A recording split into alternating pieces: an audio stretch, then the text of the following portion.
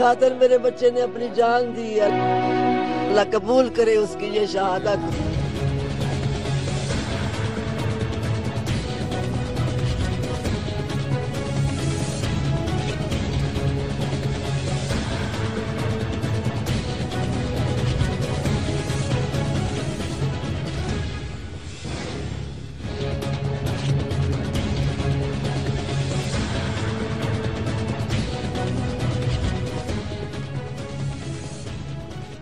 बिस्मिल्लाहिर्रहमानिर्रहीम। अस्सलाम वालेकुम नाज़रीन, मैं हूं जैस्मिन मंजूर and welcome to tonight with jasmine. नाज़रीन, ताज़ा तरीन डेवलपमेंट्स और लेटेस्ट इन्फॉर्मेशन के साथ आज के शो में जो हम बात करने जा रहे हैं वो वाज़े तौर पर यही है कि हिकमत अमली हुकूमत की अब बदलती नज़र आ रही है, और उसकी वजह यह है कि पिछले चंद दिनों में हमने देखा कि पाकिस्तान में जिस तरह तहरीक तालिबान ने अटैक्स किए और एफसी का जो के अहलकारों को जो अगवा किया था और फिर उनको अफगानिस्तान में इस तरह मार के शहीद करना उनको, और पाक फौज को और हुकूमत पाकिस्तान को ये मैसेज देना कि आप बातचीत तो चाहे कर लें लेकिन हमारा मिशन जारी रहेगा, और फिर इस तरह एक जवान मेजर को शहीद कर देना। और उसकी माँ की आहें आपने सुन ली होंगी, उसने कहा अपने मुल्क के लिए शहीद हुई है और शहीद का खून कभी रायगा नहीं जाता। सवाल ये पैदा होता है कि वजीर आजम ने इस स्ट्रेसफुल माहौल में बहुत ज्यादा टेंशन को बर्दाश्त करते हुए और डे पर डे उनकी chief of the army staff general राहील के साथ मुलाकातों में इस बात पर बहुत ज्यादा जोर दिया गया कि हम बातचीत जरूर करेंगे लेकिन उन लोगों से जो हमसे बात करना चाहते हैं, लेकिन बातचीत करने के इस पूरे अरसे में हम हाथ बांध कर नहीं बैठ सकते, और अगर हम पर कोई हमला करेगा तो जवाब उसका स्टेट फिर उसी तरह देगी जिस तरह मैंने कल वजाहत की थी कि स्टेट इतनी पावरफुल होती है कि चाहे जंग कितनी दुश्वार क्यों ना हो और लड़नी पड़े और अरसा कितना ही तवील क्यों ना हो और उसको पूरा करना पड़े, फिर हुकूमत अपनी हिकमत अमली तब्दील करती है और वाज़े तौर पर दहशतगर्दों को एक पैगाम देती है। अब ये पैगाम क्या था? कल रात को पाक फजाइया और पाक फौज के बम्बार्दियरों ने नॉर्थ वजीरिस्तान के इलाके में शदीद बमबारी की, और ये इंटेलिजेंस बेस्ड टारगेटेड ऑपरेशन था। ये भी नहीं कहा जा सकता कि उन्होंने ये जो बमबारी की वो उन ठिकानों पर की जहां पर के कोई कोलैटरल डैमेज का खतरा हो, और अब तक कोई कोलैटरल डैमेज की रिपोर्ट्स भी मंजर आम पर नहीं आई हैं। शुमाली वजीरिस्तान में जिन इलाकों पर दहशतगर्दी के खतरे जहां से खतरा था पाकिस्तान को, जो स्लीपिंग सेल्स थे जहां सुसाइड बॉम्बर्स तैयार किए जा रहे थे, ना सिर्फ वो ठिकाने उड़ाए गए हैं बल्कि उसके साथ साथ वहां से ग्रुपों में दहशतगर्दों के उज़्बेक, ताजिक, तुर्कमेनिस्तान के शिद्दत पसंद भी शामिल थे जिन्हें मारा गया है। और बमबारी में कमांडर अब्दुल सत्तार की हलाक, टीटीपी कमांडर अब्दुल रज़ाक और जिहादियार के ठिकाने भी तबाह किए गए हैं जहां पे सुसाइड बॉम्बर्स को तैयार करके पाकिस्तान में भेजा जा रहा था। अच्छा, इसी के बरक्स कल अहम मुलाकातें हुई हैं अमेरिकन जो यहाँ पर जनरल आए हुए थे उनसे, और उन्होंने पाकिस्तान से रिक्वेस्ट ये की है कि पाकिस्तान और अमेरिका दोनों की इंटेलिजेंस एजेंसीज मिलकर अब हिकमत अमली बनाएं, क्योंकि अगर हम यहां से बॉम्बिंग करते हैं तो टेररिस्ट बॉर्डर क्रॉस करते हैं, अफगानिस्तान जाते हैं, वहां हुकूमत अफगानिस्तान उनको शेल्टर देती है और वहां पर एफसी के सोल्जर्स को शहीद किया जाता है और पाकिस्तान की हुकूमत को ब्लैकमेल किया जाता है। ये सारी डेवलपमेंट्स हैं नाज़रीन, तो जाहिर सी बात है कि मुज़ाकरात तातुल का शिकार तो होने थे। अब जिनके हवाले मुज़ाकरात किए थे, क्या हम ये समझे कि वो अपना मौक़िफ़ या फिर तहरीक तालिबान का मौक़िफ़ हुकूमत पाकिस्तान को बताने में कामयाब नहीं हो सके, क्योंकि सबसे पहला मौक़िफ़ जिस पर बार बार दोनों कमेटीज इस बात का इसरार कर रही थी कि सीज फायर हो। अब ये दो मुल्कों के दरमियान जंग तो थी नहीं, अगर दहशतगर्दी का मंसूबा बनेगा और दहशतगर्द फौजी तनसीबात को, फौजियों को, आम सिविलियंस को, सियासतदानों को और पाकिस्तान की शहरियों को नुकसान पहुंचाने की कोशिश करेंगे और उन्हें हलाक करेंगे, जैसे कि कराची में पुलिस के अहलकारों को सुबह सुबह निशाना बनाया गया, तो फिर उस हवाले से इंटेलिजेंस अपना काम करेगी, जिसके लिए उन्होंने ये सारी की सारी हिकमत अमली तैयार की और टारगेटेड ऑपरेशन किया। इस ऑपरेशन के हवाले से और दीगर जो वजाहत चौधरी निसार साहब ने अपनी प्रेस कॉन्फ्रेंस में दी वो ये थी कि کل وزارت داخلہ نے ایک رپورٹ دائر کی اور انہوں نے یہ اس رپورٹ میں بڑے لمبے چوڑے اسٹیٹسٹکس ہیں، لیکن انہوں نے یہ کہا کہ اسلام آباد سب سے زیادہ ڈینجرس شہر بن چکا ہے اور وہاں سلیپنگ سیلز بھی موجود ہیں. وہاں پہ انہوں نے کہا کہ تحریک طالبان، بینڈ آرگنائزیشنز، یہاں تک کہ القاعدہ کے لوگ بھی موجود ہیں. اس کے ساتھ ساتھ انہوں نے کراچی کے حوالے سے بھی بات کی، پنجاب کو بھی خطرہ قرار دیا، خیبر پختونخوا بھی، یعنی کہ پورا ملک ایک طرح سے انہوں نے ان کے جو سٹیٹسٹکس تھے اس کے مطابق کہیں سلیپنگ سیلز اور کہیں جو ہے باقاعدہ طور پہ ٹرانزیشنل سیلز، یعنی کہ کوئی ایسی جگہیں ہیں جہاں وہ آتے ہیں، ملتے ہیں، بات چیت کرتے ہیں اور پھر وہ چلے جاتے ہیں اور پھر وہ وہاں سے کاروائیاں کرتے ہیں. اس پر چودھری نثار علی خان وزیر داخلہ نے ابھی تھوڑی دیر پہلے پریس کانفرنس کی، ایک لمبی طویل پریس کانفرنس تھی. انہوں نے کافی ساری باتوں کو کلیئر کیا ہے. انہوں نے یہ کہا ہے کہ آپریشن کرنے کی نوبت اس لیے آئی، ٹارگیٹڈ آپریشن، کیونکہ عسکری قیادت سے مشورہ بھی کر لیا تھا. حالانکہ وزیر اعظم نے کہا کہ یہاں تک کہ تقریر بھی اختیار کر لی تھی، پہلے بھی ان پہ بہت پریشر تھا، لیکن انہوں نے پھر بھی کہا ہم پیس کو ایک چانس دیتے ہیں. لیکن جواب کے بدلے میں پیس نہیں ملا، یعنی کہ مذاکرات میں انتظار نہیں کیا گیا اور پھر یہ مومند والا واقعہ ہوا اور کراچی والا ہوا اور ٹی ٹی پی نے اس کو قبول بھی کیا. تو انہوں نے کہا اب کوئی ہمارے پاس دوسرا چارہ یا دوسرا کوئی راستہ رہ بھی نہیں گیا تھا، کیونکہ ہمارے پاس نیشنلی بہت زیادہ پریشر ہے. وزیر اعظم نے کہا کہ اب ڈائیلاگ کا کوئی مقصد نہیں بنتا، لیکن پھر بھی ہم ان لوگوں سے بات کریں گے جو ہم سے بات کرنا چاہتے ہیں، لیکن بات ایک ہی ہوگی، پہلے آپ ہتھیار ڈالیں گے، سیز فائر ہوگی اور اس کے بعد بات چیت کا سوچیں گے. تو ناکامی کیوں ہوئی؟ آج جو ہم سوال اٹھانے جائیں گے وہ یہ ہوگا کہ تحریک طالبان نے جو اپنے نمائندگی کے لیے جن لوگوں کو یہ ٹاسک دیا تھا کہ وہ حکومت وقت کو ان کے پیغامات پہنچائیں، تو کیا انہوں نے پیغامات صحیح طور پر پہنچائے؟ ان کے پاس سیز فائر کا آپشن تھا تو انہوں نے کیوں نہیں استعمال کیا؟ اور کیوں نہیں انہوں نے تحریک طالبان کے کمانڈرز کو اس بات پر ان کی شورا کو کنونس کیا کہ ہم جنگ بندی کروا سکتے ہیں اور ہم یہ موقف پہنچا بھی دیں گے، لیکن آپ کو پہلے اپنی صفوں کو صاف کرنا ہوگا اور پاکستان پر حملے بند کرنے ہوں گے، جس میں وہ ناکام رہے. اب اس ناکامی کی وجہ تو مولانا عبدالعزیز صاحب بتا سکتے ہیں کیونکہ وہ ان کے سپوکس پرسن تھے، تو آج ہمیں وہ جوائن کریں گے. حکومت کا صحیح فیصلہ تھا یا نہیں، صدیق الفاروق صاحب بتائیں گے، اور اس کے ساتھ ساتھ ہمیں ایک اور گیسٹ بھی جوائن کریں گے جن کا میں تعارف کراؤں گی اس بریک کے بعد.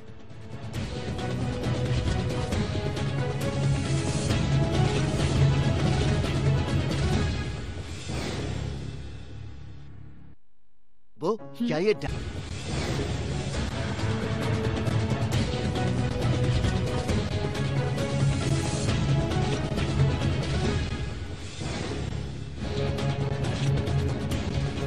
ویلکم بیک ناظرین. صاحبزادہ حامد رضا صاحب چیئرمین ہیں آپ سنی اتحاد کونسل کے، ایک سینئر اسکالر ہیں، ہمیں انہوں نے جوائن کیا ہے. اسی طرح مولانا عبدالعزیز صاحب خطیب ہیں آپ لال مسجد کے، اور آپ نیگوسیشنز کا حصہ رہے ہیں، کمیٹی میں آپ کو نامنیٹ بھی کیا گیا ہے، لیکن آپ نے اپنی کچھ ریزرویشنز بھی شو کی ہیں اور کبھی آپ الگ ہوئے ہیں اور کبھی آپ نے کچھ ایک دو میٹنگز اٹینڈ بھی کی ہیں. صدیق الفاروق صاحب پاکستان مسلم لیگ نواز کے ایک بہت ہی سینئر رکن ہیں اور ہمیں آج جوائن کر رہے ہیں، مجھے خوشی بھی ہے اس بات کی، بہت بہت شکریہ. السلام علیکم. مولانا عبدالعزیز صاحب، گفتگو کا آغاز آپ سے کرنا چاہوں گی.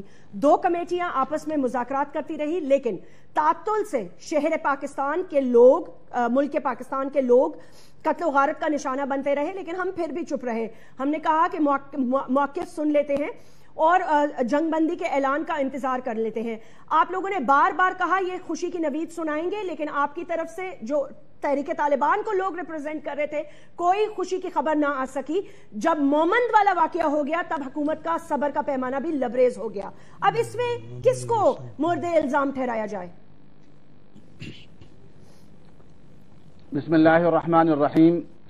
بات یہ ہے کہ میں نے تو پہلے ہی میٹنگ کے بعد اپنے شکوک کا اظہار کر دیا تھا کہ میٹنگ میں جب یہ بات سامنے آئی کہ ان کی طرف سے مطالبہ ہے نفاذ اسلام کا کہ آپ لوگ نفاذ اسلام کریں گے کہ نہیں کریں گے، ان کا ہمارے ایجنڈے میں شامل نہیں. میں نے کہا ان کا مطالبہ ہے قرآن و سنت کی روشنی میں ہمارے مذاکرات ہوں گے. انہوں نے کہا یہ بھی آئین سے خارج ہے. اصل میں جب آئین کی بات کرتے ہیں کہتے تو ہیں سپریم لا قرآن و سنت ہوگا، لیکن جب سپریم لا پر کوئی بات کرتا ہے کہ اس کے فیصلہ کیا جائے تو ہاتھی کے دانت دکھانے کے اور کھانے کے اور فوراً کہتے ہیں نہیں قرآن و سننا نہیں ہے۔ میں مورد الزام اس بات کو ٹھہراتا ہوں کہ پاکستان بننے سے لے کر آج تک اگر یہاں قرآن و سننا نافذ ہوتا، تمام فیصلے اپنی ذاتی رائے پر نہ کی جاتے، قرآن و سننا کے فیصلوں پر کی جاتے تو مشرقی پاکستان علیحدہ نہ ہوتا، بلوچستان جلتے جلتے انتہا پر نہ پہنچتا، کراچی میں تباہی نہ ہوتی۔ آپ ریسنٹ ڈیولپمنٹس کی باتیں کریں نا، آپ کی باتیں بالکل تھوڑا سا ڈیریل ہو جاتی ہیں۔ اچھا، پہلی ملاقات کے بعد آپ نے کہا میں نے اپنے اظہار کر دیا تھا، ٹھیک ہے، وی ریسپیکٹ دیٹ۔ اب آپ نے اظہار کیا کر دیا تھا؟ آپ یہ خالی بتا دیں کہ پہلی ملاقات کے بعد کیا آپ نے اپنے دوستوں کو، اپنے جاننے والوں کو اس بات کی خبر دی تھی کہ بھائی آپ بھی ہتھیار ڈال دیں، آپ بھی فوجیوں کے گلے کاٹنے ذرا بند کر دیں، آپ بھی ایف سی کی لاشیں اور پولیس والوں کو بم سے اڑانا بند کر دیں کچھ عرصے کے لیے، کیونکہ حکومت بہت زیادہ سنجیدگی سے، نرم دلی سے، اور وزیر اعظم میاں محمد نواز شریف دل پہ پتھر رکھ کر قوم کی جذبات کو الگ رکھ کے مذاکرات کے لیے تیار ہے؟ دیکھیے، بات یہ ہے کہ میں طالبان کی وکالت نہیں کر رہا تھا، نہ ان کی طرف سے وکیل بن کر آیا تھا، میں تو ایک ثالثی کا کردار ادا کر رہا تھا۔ ثالثی جب یہ دیکھے گا، اور وہ اندھے بہرے نہیں ہوتے، وہ جب یہ دیکھیں گے کہ یہ سب کچھ جو ہو رہا ہے یہ زبانی جمع خرچ ہو رہا ہے، جو مطالبات ہیں ان مطالبات پر 1% بھی امید نظر نہیں آتی، اسی لیے تو میں عملاً طالبان کمیٹی سے علیحدہ ہو گیا تھا، اور میں نے یہ مطالبہ کیا کہ خدارہ پاکستان کے مسائل کا وہ حل نہیں ہے، وہ نسخہ جو ہم نے بارہا استعمال کیا مشرقی پاکستان، بلوچستان، کراچی قبائل میں، اس کا ریئیکشن شدید تر ہوا ہے، وہی نسخہ، اس کے علاوہ کوئی نسخہ ہی نہیں حکومت کے پاس۔ میں نے کہا وہ نسخہ کیمیا آزمائیے جو اللہ کے نبی لے کر آئے تھے، قرآن مجید لے کر آئے تھے، بات چیت کرنے پہ آپ کنونس نہیں کر پائے۔ خدارہ اس نسخے کو صاحبزادہ حامد رضا صاحب، مولانا عبدالعزیز صاحب نے کہا مجھے پہلے سے ہی اس بات کا خدشہ تھا، آپ کیا سمجھتے ہیں کمیٹیز میں سے کون سی کمیٹی ایسی ہے؟ حکومتی کمیٹی کے پاس تو صرف اتنا ہی مینڈیٹ ہے کہ وہ سن سکیں اور آگے وزیر اعظم تک بات پہنچا سکیں، اب وہ سنیں گی بھی اتنا ہی، ظاہر سی بات ہے، جو ہضم کیا جا سکے۔ تو کون سا ایسا واقعہ ہے جو آپ سمجھتے ہیں کہ بس حکومت کا صبر کا پیمانہ بھی لبریز ہو گیا، اور اس کے بعد جو نمائندگی تحریک طالبان کے لوگ کر رہے تھے، جنہوں نے کنونس کرنا تھا حکومت کو کہ اب کچھ نہیں ہوگا، وہ ناکام ہوئے اور وہ شورا کا پیغام نہیں پہنچا سکے، یا کوئی پیغام تھا ہی نہیں سرے سے؟ بسم اللہ الرحمن الرحیم۔ جیسمین بی بی، ابتداً تو میں آپ کے توسط سے حکومت پنجاب سے بڑی دردمندانہ اپیل کروں گا کہ دہشت گردی کے معاملے پہ تو ظاہر ہے جو پچھلے 5 سال ان کا سٹانس رہا، وہ آج موجودہ حکومت کے وزیر داخلہ صاحب نے ہی کلیئر کر دیا کہ دہشت گرد پنجاب میں موجود ہیں، جبکہ چند دن پہلے ہمارے پنجاب کے لا منسٹر صاحب اور وزیر اعلیٰ صاحب فرما چکے تھے کہ پنجاب میں طالبان کا وجود نہیں ہے۔ لیکن میں ایک دردمندانہ اپیل کروں گا آپ کے توسط سے کہ کم از کم ہم اپنے تعلیمی اداروں کو پولیٹیسائز نہ کریں، اور بہاولپور یونیورسٹی کے اندر جو کچھ فرقہ واریت کے نام پہ کیا جا رہا ہے اور تعلیم کا سلسلہ تعطل کا شکار ہے، اس کو شروع کیا جائے۔ سر میرا سوال سنیں، ڈی ٹریکٹ نہ کریں میرے شو کو، فوکس کریں میرے سوال پہ۔ میں یہ آپ سے پوچھ رہی ہوں کہ یہ جو بات چیت کا تسلسل ٹوٹا اور وزیر اعظم کے صبر کا پیمانہ بھی لبریز ہو گیا، اور پھر 100 منٹ کی ایک ٹینس ملاقات بھی جاری رہی chief of the army staff اور ان کے درمیان، وہ کیا وجہ ہو سکتی ہے؟ کیا تحریک طالبان والوں کا میسج نہیں صحیح پہنچ سکا، یا پہلے میسج کچھ تھا ہی نہیں؟ جیسمین بی بی، آپ مجھے یہ فرمائیں کہ مذاکرات پریکٹیکلی تھے کہاں پہ؟ کوئی پریکٹیکلی دونوں مذاکراتی کمیٹیاں میڈیا کھیل رہی تھیں، ایک فرد کوئی بیانات دے رہا تھا، دوسرا فرد کوئی بیانات دے رہا تھا، اور وہ تمام فورسز جو مذاکرات کی مخالف تھیں وہ ڈے فرسٹ سے یہ کہہ رہی تھیں کہ کمیٹیز کا آپس میں ان کی ایک دوسرے کے ساتھ کوارڈینیشن نہیں ہے اور مذاکرات نہیں ہو سکتے، اس لیے کہ مذاکرات کے لیے کریڈیبلٹی چاہیے، مذاکرات کے لیے ٹریک ریکارڈ چاہیے، مذاکرات کے لیے ٹھوس تجاویز چاہیے۔ ہم 5 سال سے چیخ رہے ہیں، اور جب سے یہ مذاکراتی کمیٹی بنی اس وقت سے اسپیشلی یہ بات کہہ رہے ہیں کہ آپ نے کن گراؤنڈز کے اوپر مذاکرات سٹارٹ کیے ہیں۔ ہم تو یہ کہہ رہے تھے یہ مذاکرات ہوں گے ہی نہیں، اور فائنلی حکومت کو آپریشن کے لیے ہی جانا پڑے گا، اور اب آپ خود گواہ ہیں کہ معاملات اسی جانب چلتے جا رہے ہیں، اور ایک دوسرے کی طرف میسج کنوے کرنے والی قطن کوئی بات نہیں ہے۔ جیسمین بی بی، جو لوگ یہ کل کہتے تھے کہ پاکستان کے اندر یہ طالبان ہمارے اپنے ہیں، میرا آج ان سے یہ سوال ہے کہ پاک فوج کی بمباری کے اندر جو چیچن، ازبک، ताजिक लोग मारे गए, वो हमारे अपने कब से हो गए। यहाँ के रहने वाला कोई शख्स तो जो स्टेट के खिलाफ हथियार उठाए, हम उससे बात तो कर सकते हैं, लेकिन आज एक एविडेंस तो मिल गया ना कि हमारी सरजमीन के ऊपर गैर मुल्की ताकतें जिहाद के नाम पर मौजूद हैं, जो इस मुल्क में कत्लो गारत, फितना, फसाद के अंदर मुलव्विस हैं। और उनके मारे जाने से ये बात भी वाज़ह हो गई कि ये हमारे अपने हरगिज नहीं है। अगर ये हमारे अपने होते तो इस मुल्क से बिलोंग करते, हमारे 23 जवानों के गले न कटते, हमारे 13 पुलिस के जवान न शहीद होते, मेजर जहांजेब की शहादत ना होती। और फिर आप बहीमाना अमल देखिए। अभी मौलाना अब्दुल अजीज साहब फरमा रहे थे कि कहा तो जाता है कि आइन के अंदर कुरान और सुन्ना सुप्रीम है, तो कुरान और सुन्ना के मुताबिक फैसले नहीं किए जाते। जैस्मीन बीबी, मैं आपके तवस्सुत से यह सवाल करूंगा कि हम प्रैक्टिकली आइन को छोड़ दें। अगर आप कहते हैं कि आइन नहीं है तो चलें, बफर्ज मोहाल 1 मिनट के लिए आपकी बात एक्सेप्ट कर लेते हैं। मुझे यह बतलाएं, कुरान और सुन्नत को सुप्रीम लॉ मानते हुए औरतों के, बच्चों के, बूढ़ों के ऊपर तशद्दुद करना, रियासत, इस्लामी रियासत के जवानों को शहीद करना और फिर जंग के बुनियादी उसूलों को पामाल करते हुए गले काट के उनके साथ सॉकर खेलना, इसका कुरान और सुन्नत के मुताबिक क्या हुक्म है? मुझे इसका जवाब चाहिए। मुझे यह बतलाया जाए कि कुरान और सुन्नत किसास के मामले के अंदर, कुरान और सुन्नत मजलूम के ऊपर, जुल्म के मामले के ऊपर, कुरान और सुन्नत औरत के ऊपर हाथ उठाने वाले के मामले के ऊपर, कुरान और सुन्नत पोलियो की मुहिम वर्कर जो चला रही थी उस मामले के ऊपर, आपके नोट कर लिए। मौलाना साहब से मैं इसका जरूर जवाब लूंगी, लेकिन सिद्दीकुल फारूक साहब ये बताइएगा, ये एक लम्हा फिक्रिया है, इसलिए क्योंकि आप लोगों ने कोशिश बहुत की और आपके पार्टी के पॉलिटिकल इंटरनल प्रेशर भी होगा, कॉन्स्टिट्यूएंसीज का प्रेशर भी होगा, लेकिन उसके बावजूद आपने कोशिश बहुत की। अब मुझे खाली ये बता दीजिए क्या वजह है कि ये कोशिश नाकाम रही, क्यों?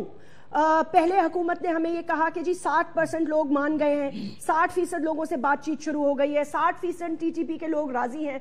उसके बाद हमने देखा कि वो अपने वाकयात शुरू करते हैं, मारते हैं, और इस पूरे अरसे में ड्रोन भी कोई नहीं होता। तो अब उनके पास ये जवाब भी नहीं है कि जी कोई बैरूनी ताकत के आगे पाकिस्तान लेट गया हो। तो क्यों नहीं हमारी इस दर्दमाना अपील को जो हम बार बार करते रहे, क्यों नहीं तहरीक तालिबान ने माना? क्या वजह है, क्यों उन्होंने फिर भी ये अपनी हिकमत अमली जंगी ही रखी? बिस्मिल्लाहिर्रहमानिर्रहीम। जैस्मिन, शुक्रिया। आपने जो बात फरमाई है मैं बराह रास्त उसी से शुरू करता हूं कि क्यों नहीं उन्होंने माना जी। देखिए, जो उनकी कोऑर्डिनेशन कमेटी ही कह लें, जिससे मौलाना अब्दुल अजीज ने अपना फासला कर लिया, इमरान खान भी हट गए, जमीयत उलमा इस्लाम ने भी अपना नुमाइंदा निकाल लिया और बाकी 2 रह गए। उनमें से समीउल हक साहब ने यह फरमाया कि तालिबान से मुज़ाकरात में अच्छी खबर मिलने वाली है। साथ ही प्रोफेसर इब्राहिम साहब ने, जो बहुत समझदार, बड़े जहांदीदा आदमी हैं, बड़े ठंडे मिजाज के, उन्होंने भी यही कहा कि बस जंग बंदी होने वाली है, बहुत अच्छी खबर मिलने वाली है। और इसके बाद क्या हुआ? 23 जो हमारे पाकिस्तान के बेटे हैं उनको छुरियों से ज़िबा करके उनकी गर्दनें अलग कर दी गई। तो पहले कमेटी की सिलेक्शन में और उसके बाद मुज़ाकरात में अच्छी खबर मिलने की बजाय ये कत्ल गारतगरी करने में, और उससे एक दिन पहले कराची में जो कुछ उन्होंने किया जी, ये खुद मैं जो बात कहता हूं वो ये है कि तालिबान का खुद बहुत बड़ा, इस टीटीपी का इतना बड़ा मसला है कि जो वो दावा तो बहुत करते हैं लेकिन उनके ग्रुप्स पर उनका कंट्रोल नहीं है। जिन दिनों दोनों कमेटियां बैठी बातें कर रही थी, पेशावर में क्या नहीं हुआ, कितनी कत्लो गारतगरी नहीं हुई, तो उन्होंने कहा जी हम तो हम नहीं है शामिल, हम इस हमले से जो है वो बरी जिम्मा है, दूसरा हुआ तो बरी, तीसरा, चौथा। फिर उन्होंने सोचा कि अगर हम मुज़ाकरात पे जा रहे हैं और हमले तो उसी तरह से हो रहे हैं तो फिर हम तो इर्रेलेवेंट हैं, फिर तो हमारी कोई ताकत ही नहीं है, हमला करने वाले तो कुछ और हैं। लिहाजा अपने आप को रेलेवेंट बनाने के लिए फिर उन्होंने कराची पे हमला करके कहा हमने किया है, और फिर ये ज़िबा करके कहा हमारे पाकिस्तान के बेटों को कि हमने किया है, ताकि ये कहा जाए कि नहीं ये तो बड़ी ताकत है, यही सब कुछ कर रहे हैं। तो ये अपने आप को रेलेवेंट बनाने के लिए उन्होंने जो काम किया, इसी से उन्होंने मुज़ाकरात को सबूताज किया, और ये सबूताज खुद टीटीपी ने किया, किसी और ने नहीं किया।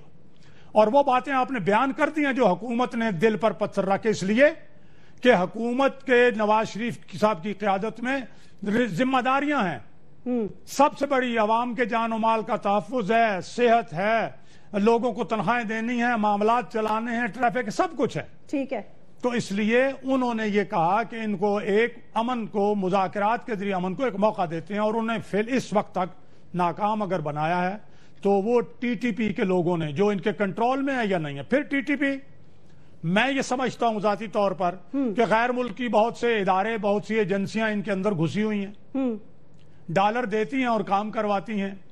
वो भी नहीं चाहती कि पाकिस्तान में अमन हो, वो शायद ये भी नहीं चाहती कि ये जो उनके लिए काम करने वाले हैं ये महफूज हो जाएं, इनके बच्चे महफूज हों, वो नहीं चाहते। अब ये टीटीपी की क़यादत जो है उसके सोचने की बात है कि क्या वो तहफ़्फ़ुज़ चाहते हैं, क्या वो अमन चाहते हैं। और बड़ी रेलेवेंट थोड़ी सी बात मैंने हामिद रजा साहब की सुनी कि मौलाना अब्दुल अजीज साहब ये तो कहते हैं कि कुरान और सुन्नत, तो भाई जो लोग ये कहते हैं हम कुरान और सुन्नत जानते हैं, हमारे पास बड़ा इल्म है, तफसीर पढ़ी है, फिक़ह पढ़ी है, अहादीस का इल्म पढ़ा हुआ है, तो जिस तरह से आप कत्ल गारतगरी कर रहे हैं, जिस तरह से आप बच्चों को ज़िबा कर रहे हैं खिलौना बमों के जरिए से, बच्चियों के स्कूलों पर बम मार रहे हैं, इस्लाम तो, अल्लाह का रसूल तो ये कहता है जिहाद में जाओ तो सब्ज दरख्त भी ना काटो, जो हथियार डाल दे उस पर हथियार ना उठाओ, बूढ़े को कत्ल ना करो, औरत पर हाथ ना उठाओ, यहां सब कुछ जायज है, सब रवा है, और फिर कहते हैं कुरान और सुन्नत। तो इसलिए अब हुकूमत ने बिल्कुल दुरुस्त पॉलिसी, जो पहले दिन से यही थी, पहले दिन से जब मुज़ाकरात का ऐलान वज़ीर आज़म साहब ने पार्लियामेंट में किया, उन्होंने कहा हमारा मकसद अमन है, ताकत के इस्तेमाल से या मुज़ाकरात के जरिए से। हम मुज़ाकरात के जरिए से अमन को एपीसी की रोशनी में पहले मौका देते हैं। अब भी हमारी पॉलिसी ये है कि जो मुज़ाकरात करे उनसे मुज़ाकरात, जो जंग करे उनसे जंग, मुजरिमों को सजा देना इंतहाई जरूरी है। बिल्कुल सही एक नफसियाती तौर पर वो ये हरबा इस्तेमाल करना चाहते हैं। बस एक जुमला और कि जनाब स्ट्रांग पोजीशन से हम बात करेंगे। ये स्ट्रांग पोजीशन से बात करने के लिए आप इस्लाम के बेटों को ज़िबा करके स्ट्रांग पोजीशन हासिल करेंगे तो ये पोजीशन आपको हासिल नहीं करने दी जाएगी। सिद्दीकुल फारूक साहब, एक छोटा सा वक्फा ले लेते हैं। मौलाना अब्दुल अजीज साहब के लिए 2-3 सवाल हैं, तो वो देखते हैं कि वो क्या जवाब देते हैं। इस ब्रेक के बाद नाज़रीन बात करेंगे अपने गेस्ट से।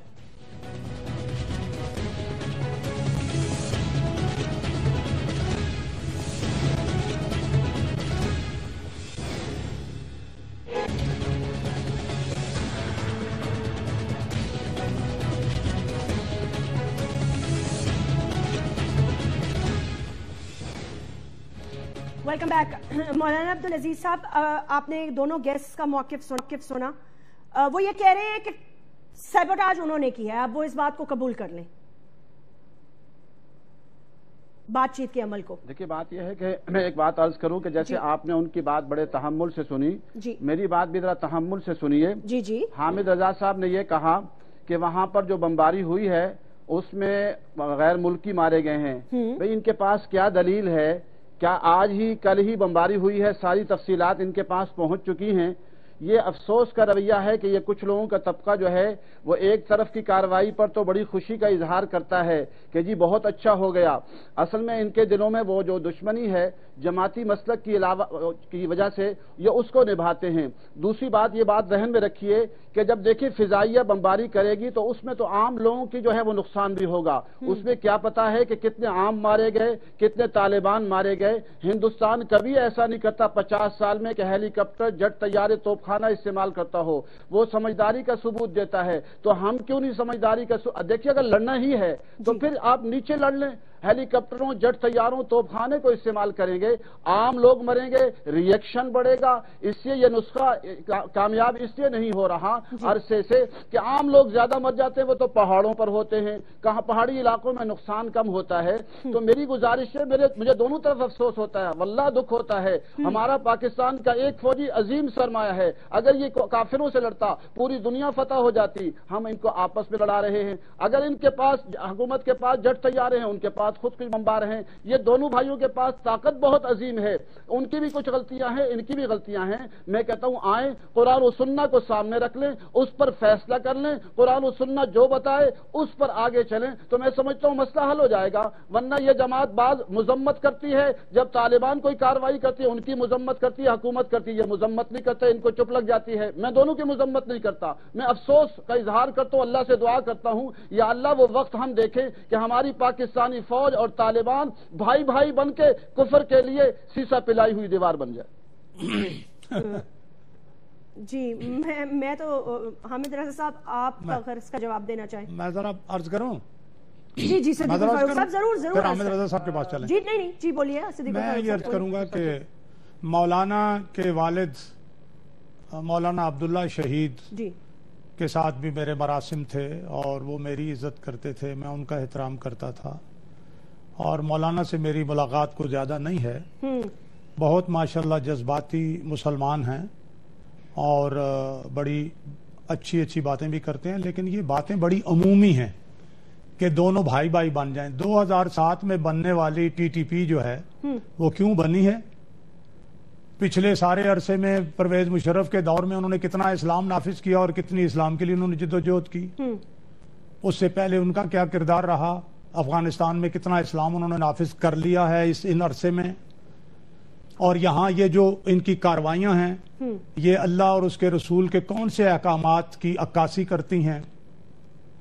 تو جو, اور یہ مولانا مجھ سے زیادہ بہتر جانتے ہیں کہ کسی ایک بے گناہ آدمی کا قتل, اور بالخصوص پھر اس کو تو پوری انسانیت کا قتل ہے, جو بے گناہ مسلمان کو قتل کرتا ہے ہمیشہ ہمیشہ کے لیے جہنم, اللہ کی لعنت, اس کے فرشتوں کی لعنت. یعنی جو یہ کام کرتے ہیں وہ بھائی بھائی ہیں.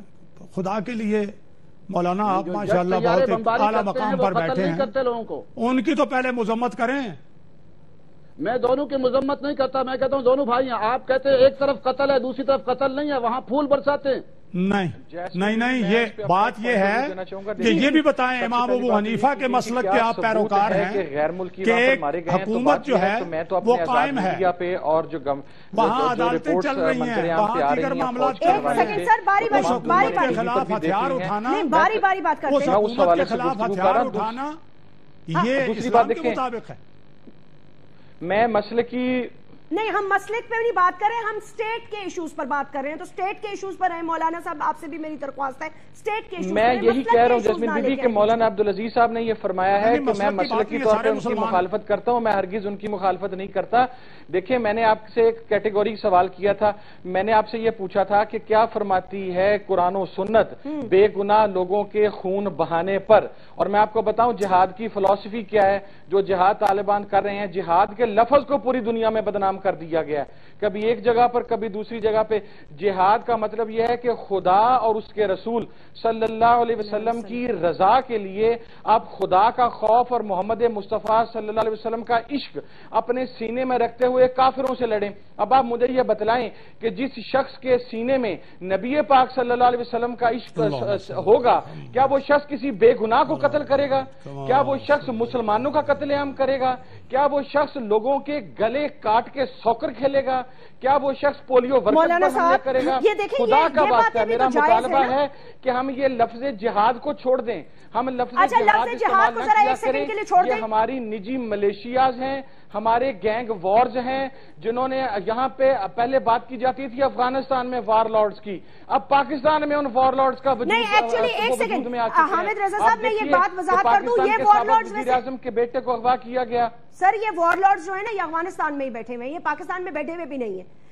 مولانا عبدالعزیز صاحب یہ پاکستان میں اور پاکستان کو رن کر رہے ہیں, لیکن جاسمین بی بی پرابلم یہ ہے کہ یہ وار لارڈز پاکستان کو رن کر رہے ہیں, اور ہمارے وہ لوگ جو ان کو ڈیفینڈ کر رہے ہیں وہ یہ فرماتے ہیں کہ یہ ہمارے بھائی ہیں. مجھے یہ بتائیں کہ ایک بھائی دوسرے بھائی کو کیسے مار سکتا ہے؟ یہ سوال ہے مولانا عبدالعزیز صاحب, مجھے سوال کا جواب دیں.